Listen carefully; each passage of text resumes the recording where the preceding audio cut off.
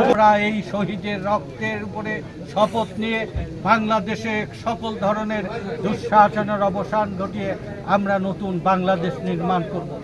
আর সেই জগৎ পাথরের অবসান এবং পরিবর্তন এবং পরাজয় ঘটিয়ে যে দুঃশাসনের প্রতিভূ শেখ হাসিনা দেশ ছেড়ে পালিয়ে গেছে, এই নিলয় আর জাহিদ সহ সহস্রাধিক আমাদের আত্মত্যাগী তরুণ এবং জনগণের রক্তে আমরা যখন এখানে আসছি, জাহিদের পিতা আজকে দেখেন বাংলাদেশের পতাকা উড়িয়েছে।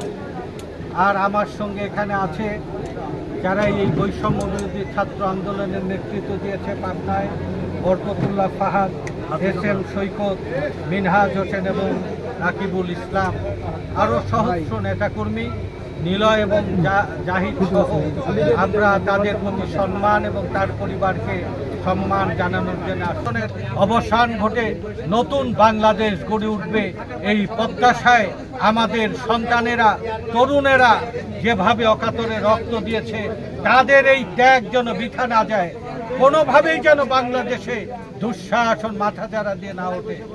আমরা এই শহীদের রক্তের উপরে শপথ নিয়ে বাংলাদেশে সকল ধরনের দুঃশাসনের অবসান ঘটিয়ে আমরা নতুন বাংলাদেশ নির্মাণ করব।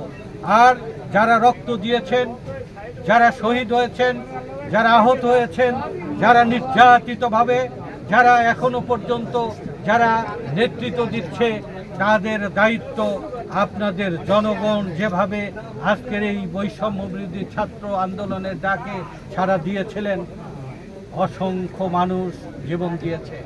এদেশের বিগত দিনের প্রতিটি পরিবর্তনে আমাদের সন্তানেরা, ছাত্ররা পথ প্রদর্শক হিসাবে দায়িত্ব পালন করেছে। এই মহাযজ্ঞের অবসান ঘটিয়েছে, এই দুঃশাসনের পরাজয় ঘটিয়েছে। হাসিনা কলঙ্ক এবং অপমান মাথায় করে বাংলাদেশকে মুক্ত করে দিয়ে বাংলাদেশের মানুষকে একটা দুঃশাসন থেকে মুক্তি দিয়েছে।